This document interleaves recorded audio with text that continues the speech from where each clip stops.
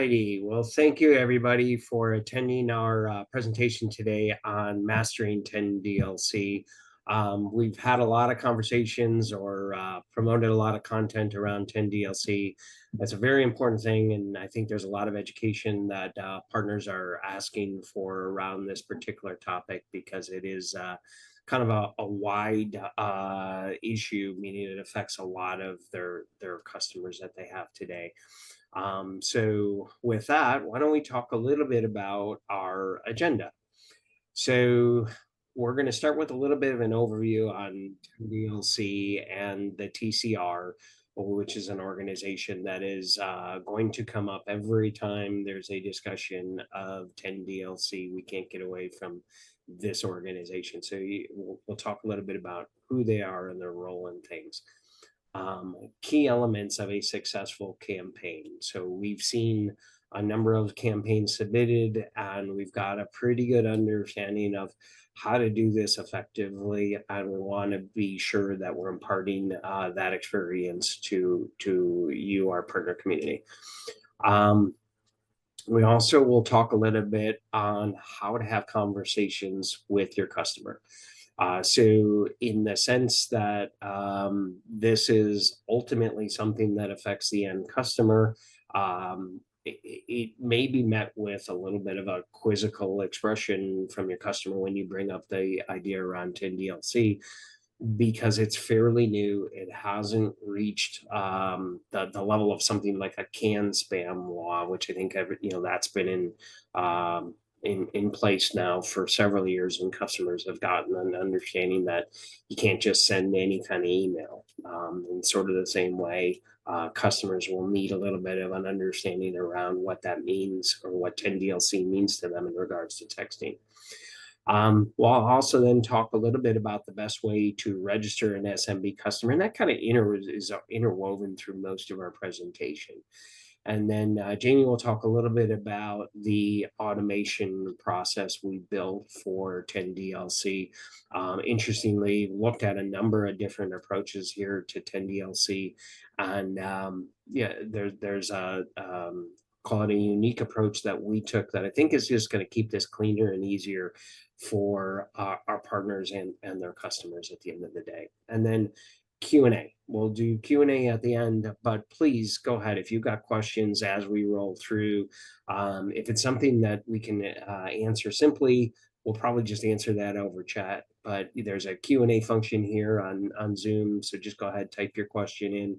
If it is requires a little bit more of a lengthy answer, we'll hold that to the end and then address those questions at the end. So Jimmy, you want to roll to the next slide? Yeah, there you go. So one of the things that may be a little bit sort of frustrating around this whole 10DLC is there's a ton of acronyms, and trying to understand what everything is can be a little confusing. 10DLC, as it stands, is also an acronym for 10-digit long code, which is really used in what they call A2P messaging. And it's in the context that we're talking about this, it's really for compliance and the ability to have a relative certainty around delivering messages through what is now the campaign registry. The campaign registry is an independent organization that oversees 10DLC compliance. So you're probably asking, how did this campaign registry get themselves inserted into this process here, right? It's a little bit of a circumstance where it was created by Congress in order to protect individuals from excessive SMS spam, right? Like we've all probably gotten text messages from people we didn't want to get text messages from, and then there's a period of time where it seemed really, really excessive to me. So I get the call and intent behind it. The implementation of it is a little weird, but it is the thing we all have to kind of live with. but an important takeaway here is there's really two things to really think about here when it comes to being compliant. Um, TCR needs to know just a couple of facts. There's details under each of these, but at the highest level, they need to identify who is texting. So who is the end customer? And here they'll, within the TCR's vernacular, that's referred to as a brand. So you'll see us use that vernacular when we talk about it as well. And then what type of message is being sent, and that's known as a campaign. And so again, we will use these terms. If you look at RingOS, you'll see those terms utilized. So it's just an understanding at a very high level that those terms are used to accomplish two very specific objectives for the campaign registry. Okay, so if you would have asked me a year ago or a year and a half ago, I would have said, we don't need to worry about this whole TCR thing. Yes, it was established, but this is really after, they're going after the Nigerian prince who is asking for your banking information so he could send you $10 million. And Lord knows I've given that out a few times. However, never did I get the $10 million. So I've stopped doing that. But in all reality, here, with the perception of this when it was originally put in, is that it was really going to be targeting people who do heavy amounts of texting, and largely around marketing or even spam organizations. But the reality of this has call it evolved, and even your doctor who may be texting you for a appointment is now subject to 10DLC inspection regulation, right? So the reality of this is it's crept into the mainstream market, and while we don't have a lot of Nigerian princes using our service, we do have a lot of doctors and lawyers and other people who are regularly texting for very simple reasons, right? And so as we started to wrap our mind around how we get in front of this, I started envisioning, oh boy, all of the customers who are affected by this, and if we didn't do this in the right way, what kind of problems this would eventually lead to, 6 or 9 months down the road. But I'm happy to say I think what we landed on call it a very good place where we've got a good process, good automation, and a good understanding now too of how to best help partners and our partners' customers get through this process relatively easily. That's okay, Jamie, go ahead. So in short, there's a couple of reasons why we need to care about this. If I thought about all of the customers we have on our platform, and you think about all of your customers, there's a pretty good percentage of them who are probably using texting in a very, benign way, but they're expecting that to be delivered to whoever it is that they're texting, right? And so all of the customers on our platform will eventually be subject to this. So if you talk to other carriers, the picture is everybody's kind of now preparing that by the end of the year, that every SMS message or every number that is SMS provisioned will be going through this process at the outset, right? We're trying to catch up to it now because we've had SMS services for a while.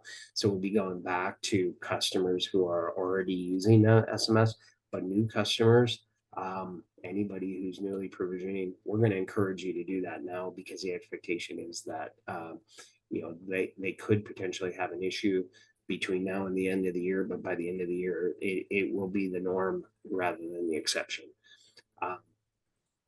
SMS, where it's not, well, here, no, that's okay. You good?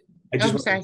one last point here. I want to set the expectation The mobile network operators are are part of this process. They're in agreements with how these things occur.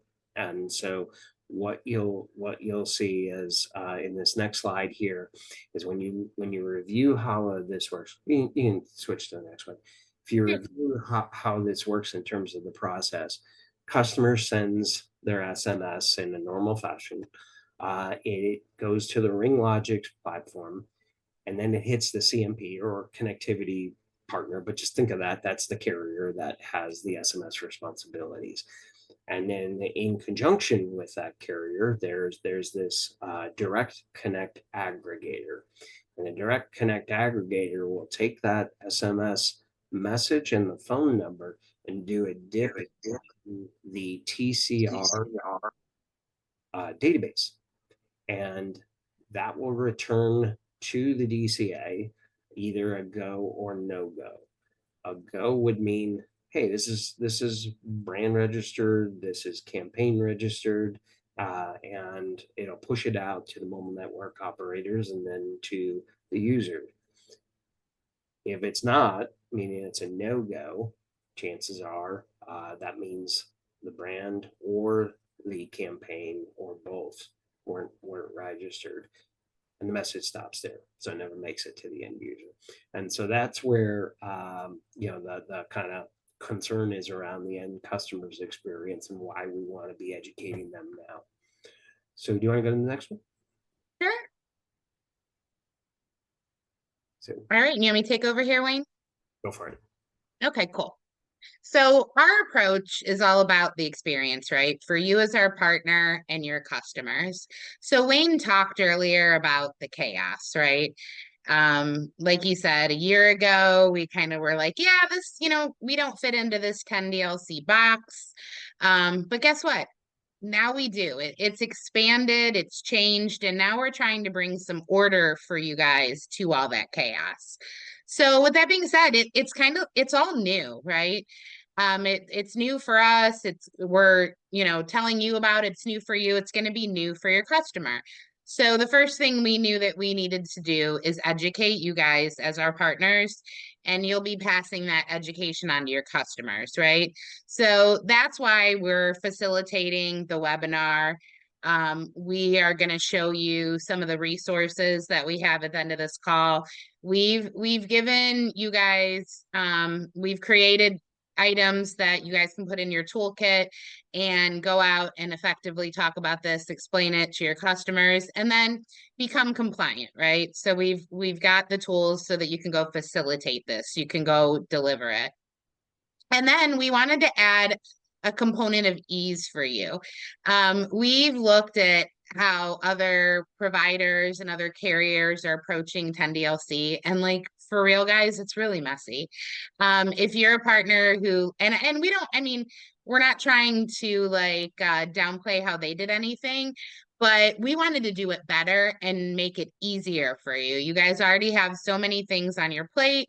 So we really wanted to automate this and make it super easy. It's already a complex protocol, I guess you'd call it. We wanted to make it easier for you. So we're trying to incorporate some automation, but we wanted to that's kind of what the diagram's displaying.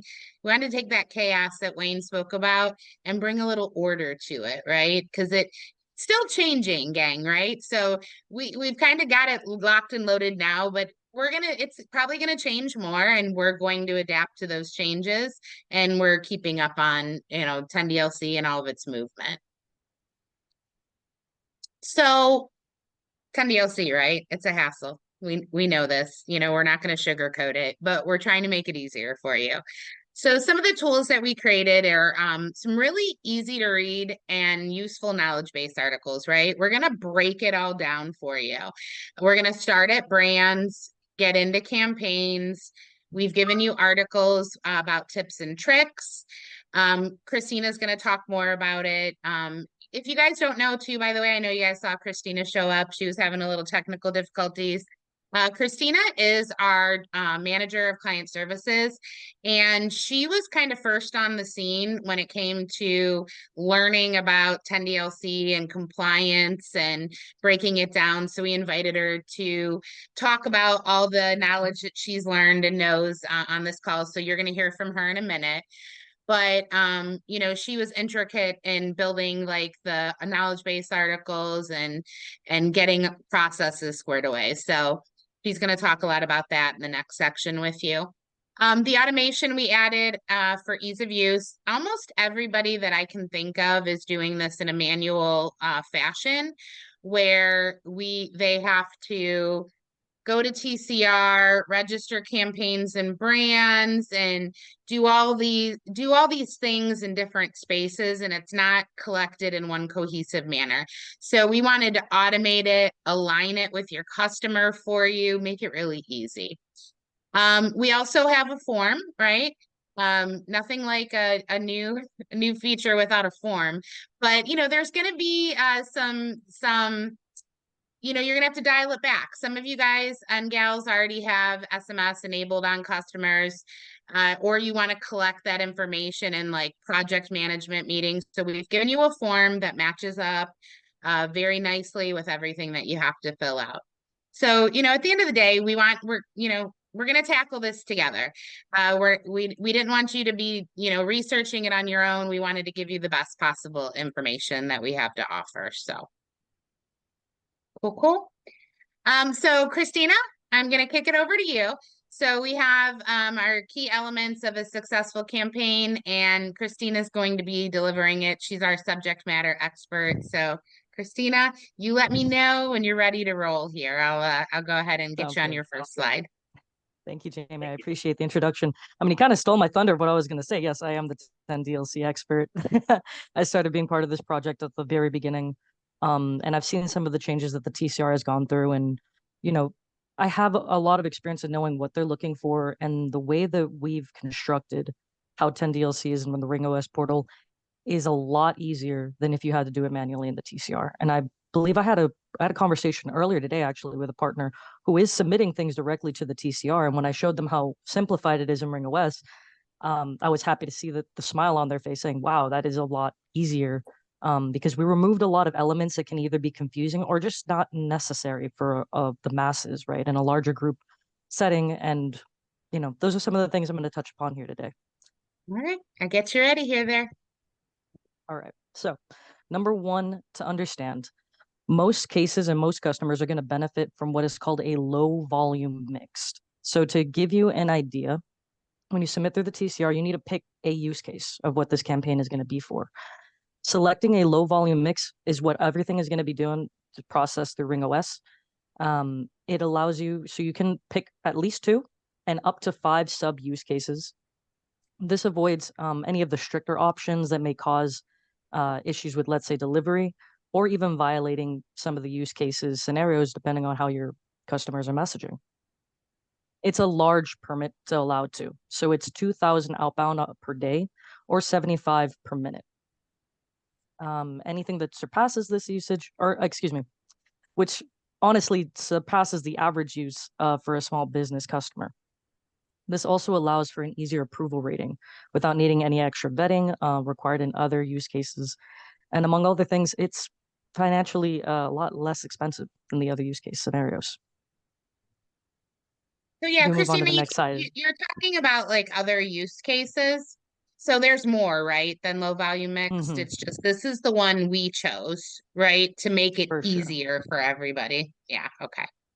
For sure. And I'll go into that again. And in this very next slide, we're actually going to show the options, right? So when you're selecting in the TCR what your use case is, these 9 here are actually the same 9 you would pick anyway, with the exception of what's called a special use case. And I'll go a little bit into that a little bit after, but I just want to show you guys what these use cases are. So for low volume mix, you can mix and match these instead of just picking one, because only one use case can be picked per campaign. That's why we made the decision of saying, hey, low volume mix for all of them makes everything a lot easier, and you can pick and choose. Don't have to submit another campaign just because you want marketing and another campaign because you want customer care. And then only one DID per those, right? That would be the situation because you can only have one DID attached to one campaign. In this case, you can have multiple. And so that should be beneficial in the long run for things. So of the list of 9, first one off the bat is 2FA. So authentication, right? One-time passwords type of messaging. And the next would be customer care. Let's say sending alerts of account management or other support type interactions. Fraud alert messaging, which means, hey, any type of alerts regarding potential fraudulent activity on, let's say, an account. Marketing, which is promotional or marketing content. Public service announcements, which is information to raise awareness about important issues. And you got delivery notifications, right? Hey, your package is on its way. Amazon, that type of thing. Polling and voting, which is, hey, I'm going to be taking surveys, let's say. This should not be for political. That would fall into a special use case. But this is for like a general sense, like, hey, vote on what we're going to name our next cupcake that we're going to come up with or something like that. Then you got security alert notifications, different from alert messaging. This is notifications about, let's say, a compromised security risk. To like, if you're an IT company, you've probably gotten, if you're doing good, you never gotten an account compromise message from us. But if you guys do that for your customers on a security level, that would be what you could use that subtype for. And then higher education. So this would be your universities, your tech companies that you're just going to get certifications for and stuff like that. So to give an idea of why this would be good for mix and matching, I like to give the example of, let's say one of your customers is like a massage MP, right? They're going to send you an alert notification saying, hey, you have an upcoming appointment coming up. And then on another time, they might say, hey, next Saturday, we have a special going on. The first message, hey, you have an upcoming appointment, that would fall under customer care. And then the second one, hey, we got something coming up of a special, that would be under marketing. If we didn't have it under this low volume use case, the way that we submitted in the portal, like I said at the beginning, you would probably need one number and one case submitted or one campaign submitted per type. That's double the money, double the traffic, double the numbers. In this sense, you're picking one number, all in one inclusive, and you could have all of the benefits matched here. Now, before I proceed, because I'm just going to touch base a little bit what I mean by special use case. Jamie said earlier, we have a form. It is in our FAQ page, and we'll show a little bit about that later. But in that form, all of the use cases shown here appear. And then there is another section that says special use case for reference only. Now, in the off chance that, let's say, it's a school, one of those options is K through 12. That would be something that we'd have to process separately and manually, and there could only be one special use case per campaign, and you can't mix those. So it can't be a standard and a special. It's either special in one or standard, and you can mix and match between these up to 5 of them. Oh, good info. Good info. Yeah, you ready for the next one? I'm ready, Freddie. All right. Okay, and now we're just going to go into the other different fields and what they mean. So you're going to have to describe what the campaign is when you submit this in the portal. Who is the customer, who you want to reach out to, and why are you sending messages? This is sort of like a brief summary in a paragraph. There is a character limit, so make sure that, it's not just, I'm sending account notifications. You might need to be a little bit more exact, like customer account alerts, sending specials, something to that tune. Yeah, I mean, and Christina, like really, like our partners could kind of copy and paste this, right, into like the campaign description and like answer those, and that would be pretty exact, right? That is true, Jamie, 100%. If you just ask yourself these questions and then type them out, you already got enough words right there. Right. That's a great point. All right.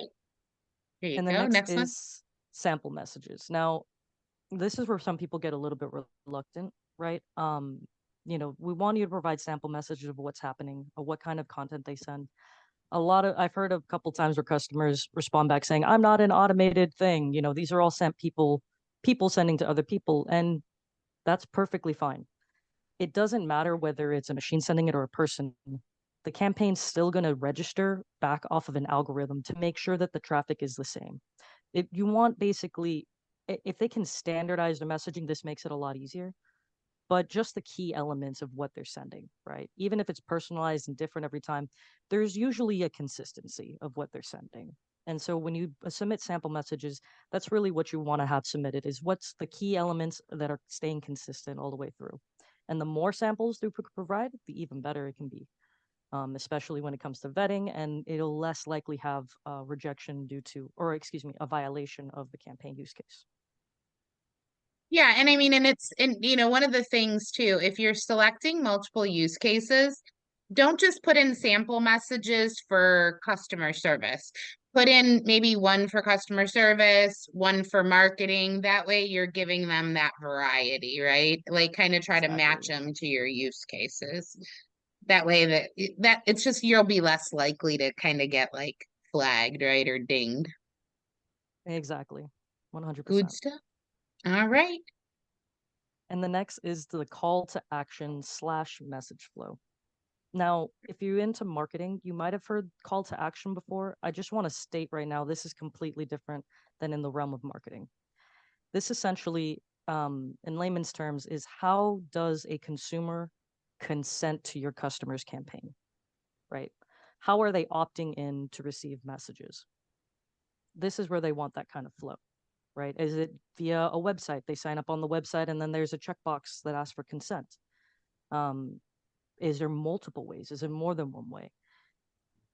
That's where this is where you want to provide those details, and be as precise and descriptive as possible. It needs to be clearly outlined because a campaign can get rejected for that reason. And Christina, correct me if I'm wrong, but like call to action seems to be what's tripping most people up in like the realm of the questions, right? Like they're like, what do I put here? We do have tips and tricks, and we have FAQ knowledge base articles specifically on call to action.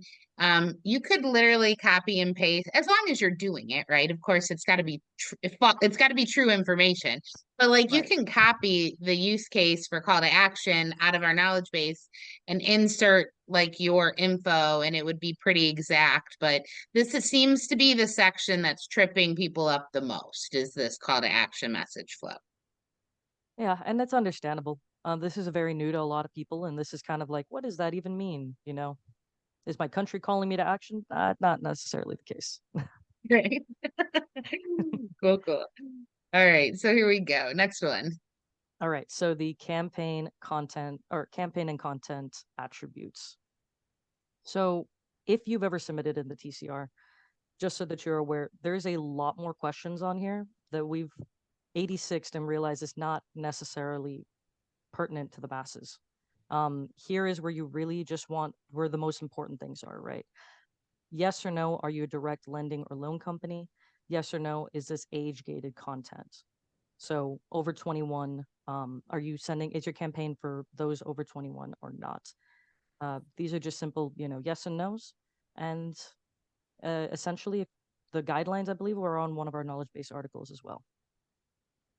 And we'll be showing you guys some of these articles too, so don't worry about that. All right. I think this is your last one. And the last is terms and conditions consent. We've all been there, whether we've installed a program, even just activating iTunes, right? Terms and conditions are listed there, making sure that you adhere that you're not on affiliate marketing and adhering to the TCR's anti-spam policies, which are very strict and is the point of all this at the end of the day. Right. Good, good, good. All right. All right, gang.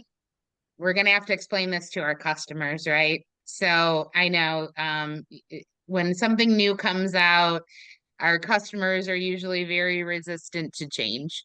So we're trying to give you a talk track here, a couple different ways depending on what type of customer you're explaining this to. To me, the first bullet is kind of the factual, right? It's a meticulous process. It's designed to prevent spam and fraudulent messaging, fostering trust, an environment for A2P communications. So for maybe your like financial companies, your healthcare, your lawyers, things like that. The reason we have to do this is the TCR and the 10DLC protocol is fostering trustworthy environment for A2P communications. Okay, so that's like the official one. Now, when you're having your customer, whether they're filling out the manual form with you or you're asking them for information, I know that what they're going to say, because of the kind of, I always, you guys have heard me say it before, so I'll say it again. It's crappy terminology calling it a campaign, right? So I'm not running a marketing campaign. Like, that's what your customer is going to say. Yeah, you're right. But in TCR's world, any SMS or MMS activity is going to be dubbed a campaign. It needs to have a use case. So, like Christina mentioned earlier, whether it's appointment reminders, account alerts, confirming you don't want mustard in your sandwich, right? Maybe it's Christina and I texting like, hey, I'm going to Jimmy John's. Don't forget, I hate mustard. It's gross. That is still going to fall under a campaign. So no matter what the message is, it will need a use case. Okay. And this has evolved, right? Like Wayne mentioned earlier, a year ago, we were like, we don't do that stuff, right? We don't even allow it. We just do one-to-one messaging. We don't count in this, but we do. It's every message that you send. So when we talk about registering your campaigns, or you talk about it with your customer, we're really just talking about use cases. So you have to bring it down a few notches maybe when you're talking to some of your customers about why you need this information. Because, they're going to say, why do you need my EIN? Why do you need to know what I do business as? Why do you need my legal name, right? These are all requirements to register a brand and for campaigns use cases, but this is a talk track that, you can pick which one you want to go with when you're talking to your customers about this. Let me Okay. add a couple things here. So I Yeah. think there's a couple things we might be able to do to help frame the conversation for the customer so that it's easy for them to get a picture. I probably would start the conversation. Do you remember a year ago or 2 years ago, you used to get just blasted with a bunch of spam text messages? Like, we all probably experienced that. And now you see, like, I've got a Google phone, and you see things are coming in, they're marked as spam. Well, it's kind of the same sort of thing here. Almost like what happened about 10 years ago with email, where the government stepped in and said, people have been complaining to the point where we want to put some regulations around communications, right? And so if you compare this to the can spam laws that were passed a few years ago, it's kind of trying to achieve the same thing. That might help set the tone before you get into the next part about what you're going to ask them. And that is, now I've got to go back and register your SMS texting so that you're not recognized as spam, and your messages won't go through. Right. And so I think if you can approach the conversation with the right frame at the beginning, rather than just lead into the question, probably will ease things a bit. Yeah, for sure. Anna's actually got a question that's probably pretty relevant here. It's, what's going to stop our clients from saying, I'll just go get cell phones instead? Anna, that's a great question. And to be honest with you, I think what's going to stop a customer from that is, so if I'm using my cell phone to text my company's customers, right?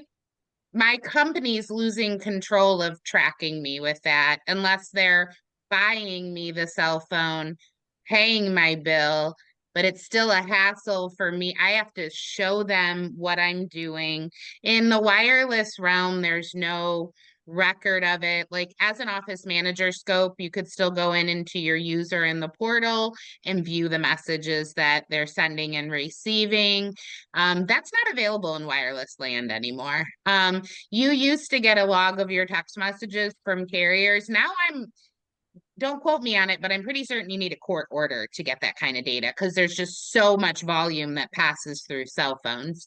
So the short answer is, there's nothing that's going to stop your customer. It's just going to depend on what they were using that messaging for.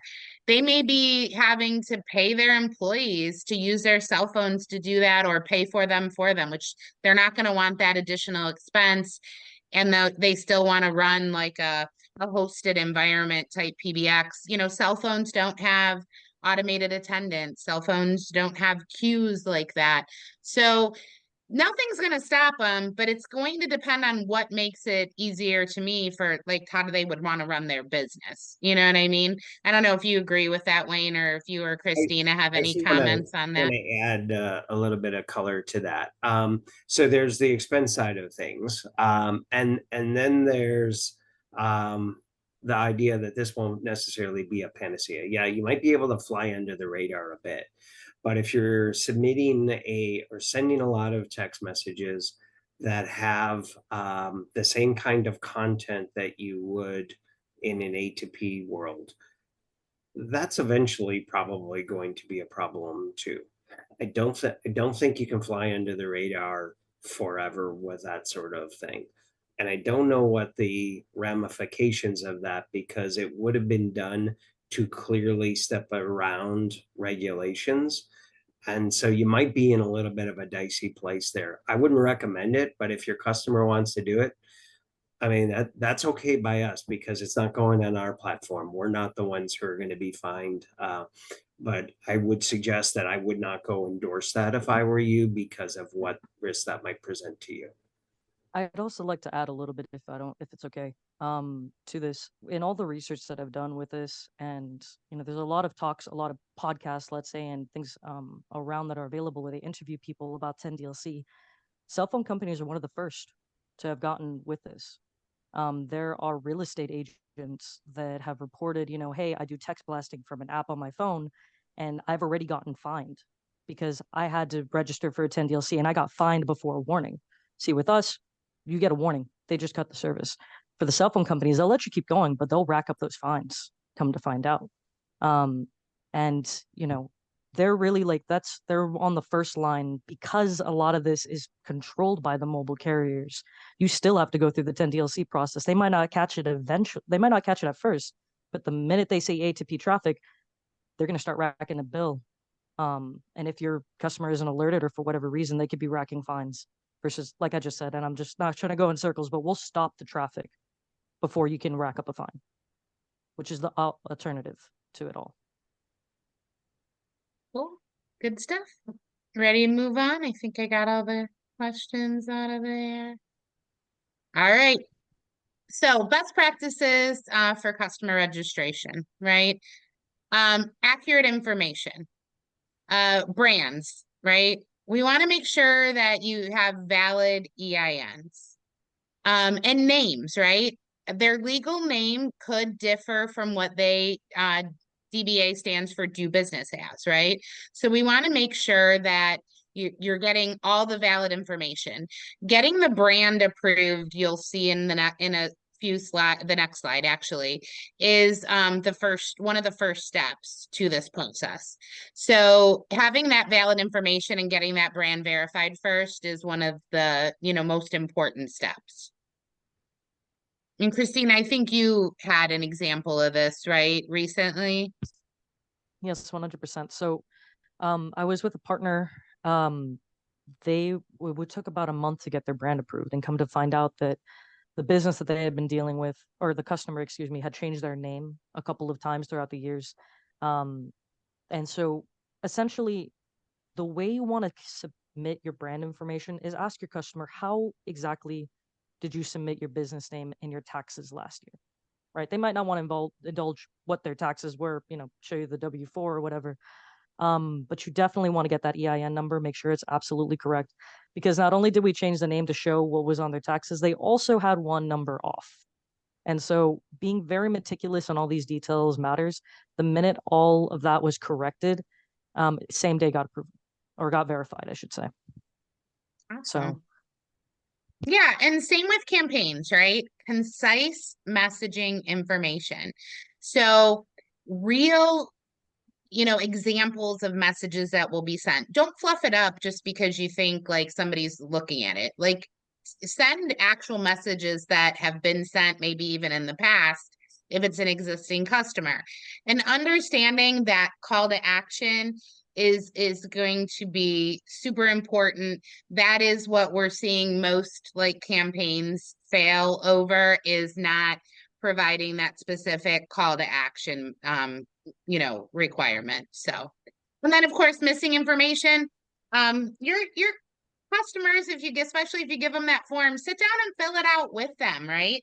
If it says that it's necessary on that form, you need it for sure. So sometimes, you know, before we launched this in 2.2, Christina and the team were collecting manual forms. So our partners would send the form in, and you know, Christina would go to process and it would be missing different components, right? So then she'd have to go back to the partner, hey, we're missing this, we're missing this, we're missing this. Like, it's not a joke. That is what's required.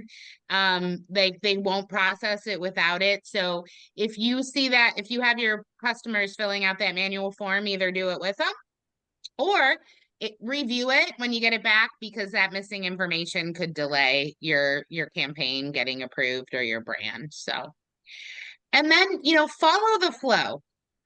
You know, like we said earlier, we tried to take this really messy situation and bring some order to it. You know, we're trying to bring order to chaos. Follow the process flow. So this next slide kind of illustrates the process. We tried to break it down into 5 easy steps. So you're going to be enabling your SMS on your DID. Okay. Now, when you enable SMS on a DID, you also, in your pop-up, you get a reminder, you need to go register this for 10DLC. Okay. So then you're going to come into the 10DLC tab and register your brand. Okay. We're going to automate that, and I'm going to show you that in the next couple of slides. Once that brand is verified, you'll be able to register the campaign.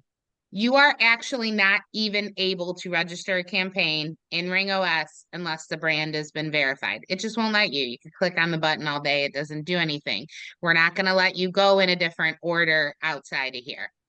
Then we're giving you the ability to add those numbers directly to the campaign. Carlos, you just asked me a question about that on the chat, and I told you you're going to see it in a minute. Well, get ready. It's coming. And then you're going to add that retail billing. We're giving you the ability to bill for it. This costs money, right? The TCR is charging for this. We're going to pass that charge along to you as our partner. You're going to want to pass that along to your customer. So we're giving you the ability to do all of that with automation. So let's go check it out, right?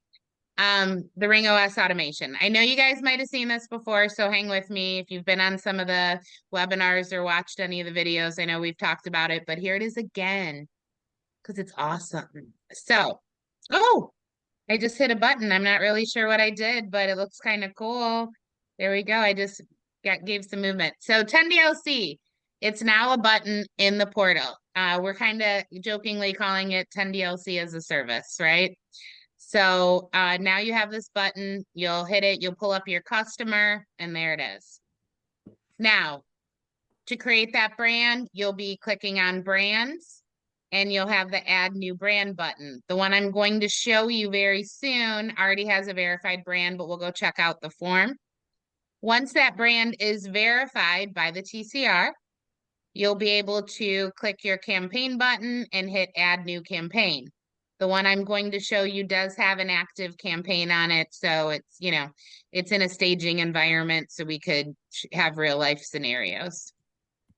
Then once you go into the settings button of your campaign, you'll be able to add your DIDs to that campaign. If they don't have SMS enabled on the DID, you won't see them, right? So that's kind of going to be your trigger, like, oh, I didn't turn this on. It won't be available.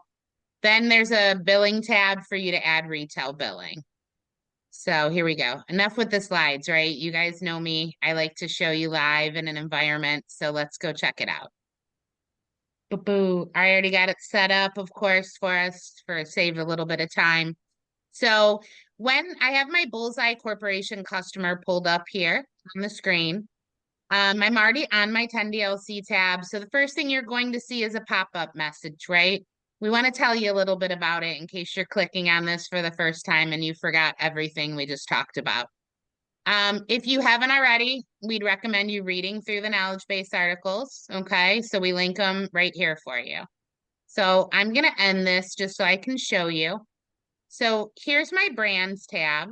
And I do have a verified brand in here that we filled out, but if you hit add new brand, you're going to see the form that you fill out. So where you can select, we've given you a drop down for the legal form.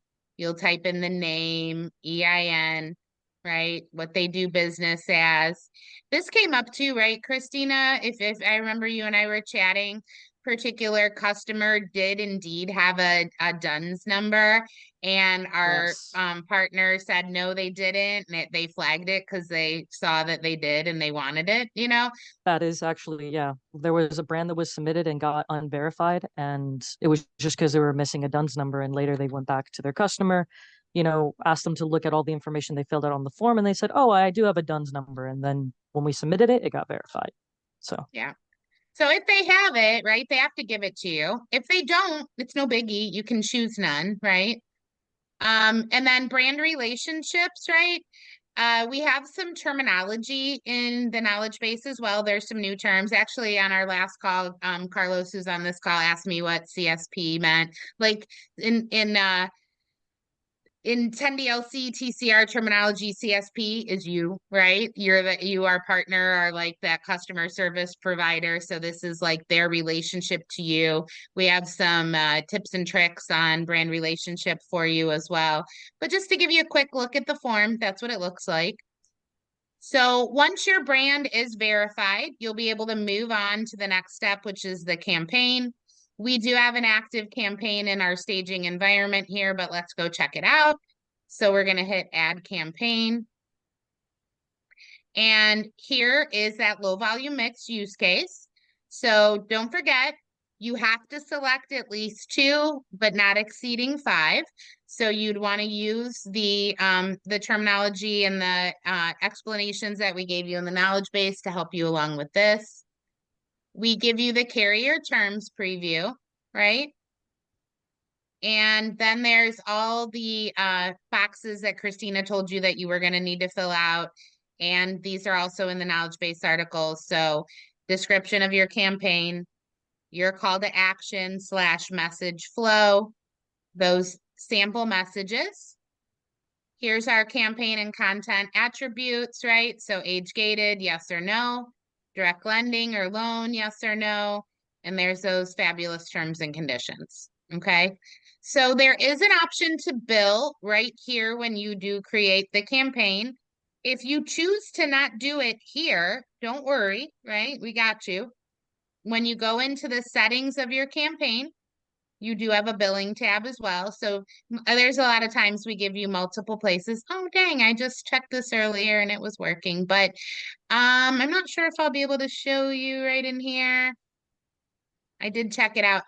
We are having a little tinky bug about adding DIDs. This is a staging environment, so that's probably why I think it's corrected in production. But when you click your settings here, you'll be able to add your phone numbers to the campaign, which is a question you asked me earlier, Carlos. Can we add them? Yes, absolutely. And then you'll also be able to add some retail billing. Okay. Looks like I got a question here. Yeah, Rebecca, you can add you add the numbers after the campaign is approved. Absolutely, you wouldn't be able to add numbers to the campaign until it was approved. Hey Wayne, Carlos is asking about monthly cost for brands and campaigns. We're gonna have that kind of finalized by the end of the week, right? And Can the we get next that up? and the next week. And the next week, Carlos. More to come. Stay tuned. And the next week. To paint a picture, there's generally a one-time cost, and then there's a monthly cost for the campaign. There'll be some variability around that, and once we get everything back from TCR this week, which I'm assuming we'll get Monday. I'm sorry, next week, which I'm assuming we'll get Monday. We'll have that for you. Cool, cool. All right. And then, Christina, I'm going to kick it back to you so you can talk about our support tools that we have for our partners. right on. Yeah, so we have a lot of resources. We try to make sure we covered as many bases as possible. So for our active readers, we you're good. For our active readers, we have a bunch of knowledge base articles that you could read through these. If you wanted to know, we couldn't show you in staging, but if you went to assign numbers to a campaign, it'll show you through the screenshots of what that would look like in production. Oh, you want me to show But it real quick, Christina, while we're here? I by can all do means, that. if you want to. Yeah, let's go check it out.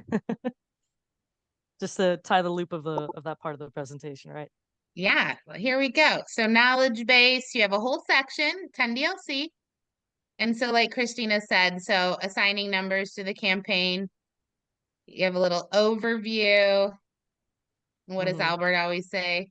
There's a little GIF for those who call it a GIF, but whatever. But that kind of gives you a little demonstration on. It starts with enabling, and then it goes down to the 10 DLC and how to And yeah, there's manage the steps numbers right and there. add it. Yep, there we go. Yeah. It's an all-in-one inclusive GIF. There you go. And then you could assign the numbers from there. Boom, boom, save. And then you'll show, and it'll appear. Cool. And let's say you There we add go. some numbers now. If you have more numbers to add later on, you totally can do that as well. Awesome, awesome. All right. Now, what I really, well, sorry, if you could go back one more time. I just wanted Oh, to make one yeah. point. Thought you were done. Sorry about that. No, you're totally fine. Tools I really feel like people will take a lot of value out of is definitely it's sort of in the middle. So it's the 10 DLC campaign vetting tips and tricks. So familiarizing yourself with these can make the process a lot easier. And then the 10 DLC FAQ. So in the FAQ, a lot of good details too and knowledge you can digest. But what's also very important is that we have a form there. And we'll show you a little bit more about that form, but it is attached to that webpage. So you don't have to download it and keep it right there. Let's say you lose the downloaded file. You don't have to reach out to anybody. Just go to the page and you can download it again. Perfect. Next is our RingLogix University. So if y'all aren't familiar with it by now, or for those that are, these are courses that you can take going into the different details of what a campaign is, what a brand is, and so on. And just so that everybody's aware, these are all live links that can be clicked and sent you straight to those. So when y'all get a copy of it, they are live links. And then this is that nifty form I was talking about. So if you've seen the 10 DLC campaign form before, this is probably the newest, the latest and greatest and much more improved version of it. Each page very much in layman's terms spells it out for your customers.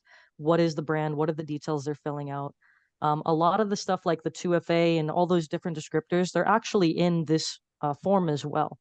This is a downloadable form that, each checkbox could actually be clicked on. So it'll just make an X automatically. And it's also printer friendly. So you could just print it out for anybody that wants to do it that way. Yeah, I'm just going to show everybody because, I like to play tell and show. That's So totally fine. you told me it's in FAQs, right? And it's going to be at the very bottom. The very also, bottom. very good content to read if There it is. you're quite curious about any of the questions. But And there's our form. So you can get it all downloaded. It'll download right to your PC. Cool, and it's exactly how it appears in the RingLogix portal. So it's a one-to-one carbon copy. As you're going through the form, filling it out in RingLogix, you could just have this on your other screen or split screen and then just go down it. It's in the exact same order. Cool. Good stuff.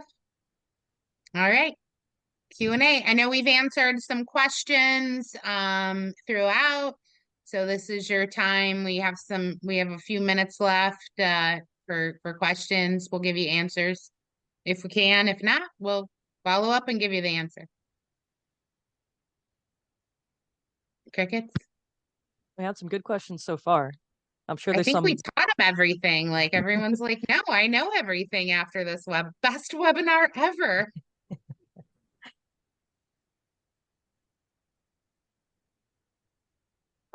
Did somebody have a question about limits? I feel like maybe too that we could answer here. Was there any limitations? Yeah, there's a question here. Earlier you said that there was a low limit, Christina. What does that mean? So there's the low volume and then there is a high volume. So low volume is, let's say 2000 is what it was, messages a day. That's 75 messages per minute. And then there's high volume campaigns, which would be, let's say you're submitting a special use case. That would be more on the 5,000 limit per day. It's still 75 per minute, no matter what. So the per minute messaging is still capped at the same 75 messages per, but the only difference is 5,000. So 3,000 more than our low volume mix. Christina, And is this there is a limit outbound, to not how many inbound. phone numbers can be in a campaign? So we're using low volume mix. You can choose up to 5 use cases. Is there a limit to how many DIDs can be in that campaign? That's a great question. So only 50 DIDs can be per campaign. So if you have multiple numbers that want to be, if you have more than 50 numbers for a campaign, you might want to submit 2 different campaigns, and you can have 2 campaigns under the same brand. The limit is 50 as well. So kind of the same number. You can only have 50 campaigns. 50 campaigns per brand and only 50 numbers per campaign, which I think caps up to 500, 5,000 numbers in total. 250. 250. My bad. I'm bad at math. I'm good at tech. Yeah.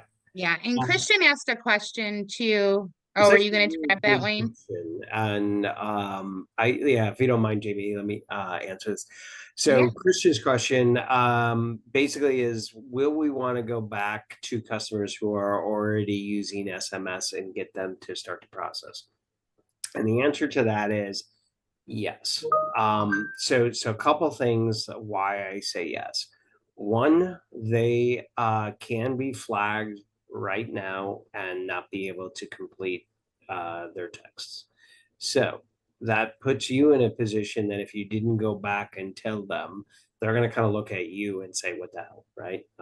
Excuse my language.